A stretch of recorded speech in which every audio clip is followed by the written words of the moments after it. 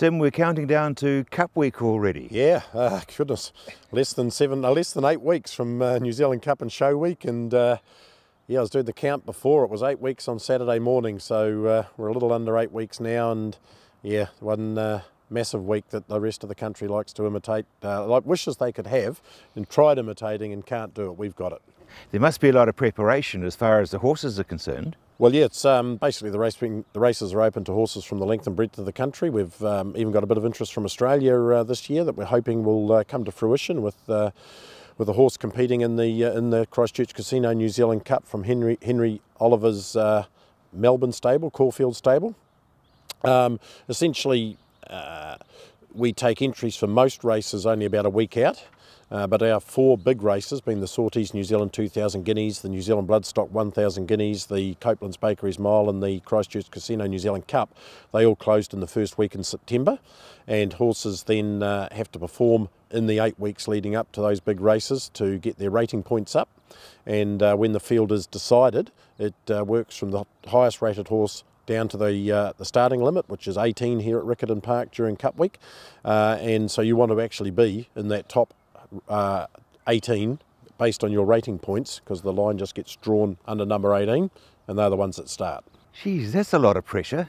Well, it puts a lot of pressure on the trainers and owners to get their horses competing in the right races, to perform well, so that the handicapper takes notice of them and says, gee, that horse performed well, it won in such a manner that I'll give it X rating points, and then that gets the figure up so that they make that top mark. So 18 in the final field, how many entries would you be getting? For the 2 big guineas races, we've got an excess of 100 and round figures 120.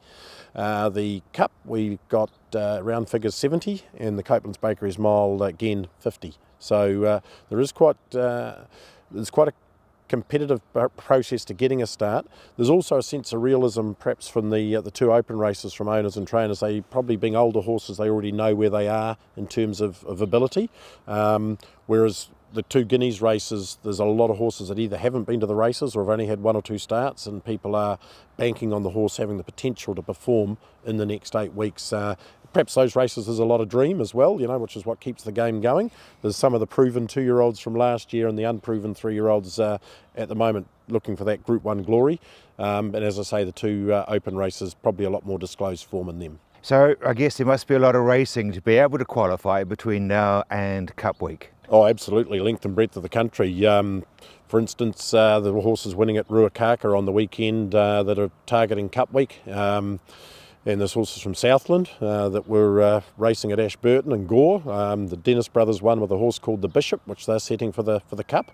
That was at Gore last Thursday. And we race regularly from early September, 2 meetings in September, 2 in October, and then we hit our New Zealand Cup meeting. And yeah, there's racing the length and breadth of the country that people will be using as means of heading to Riccarton.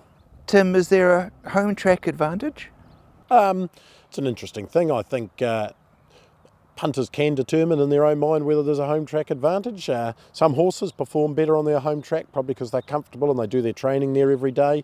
It doesn't stop others. Say Kevin Myers is a classic example, who travels horses to most of our Riccarton meetings from his Wanganui base, and they perform exceptionally well. So yeah, there can be, but it's probably more how each horse sees itself and how comfortable it is in its environment. Now, you're already getting some of the out-of-towners arriving. Yeah, well and truly. Te Akau stables are here already. They raced here on the 5th of September. They won a race with Princess Devone. They won a race with Risque at Ashburton on Friday. They started with 3 horses 2 weeks ago. They're up to 7, and they'll probably have 10 by the time we get to Cup and Show Week. They're based in Matamata. Training partnership of Stephen Ortridge and Jamie Richards. And yeah, as you say, they're already here. Tim, do you ever have a flutter? Because you seem to have a fair bit of inside knowledge. Well, I love a bet, but I still work for a living, so that inside knowledge doesn't always transfer into a guaranteed collect.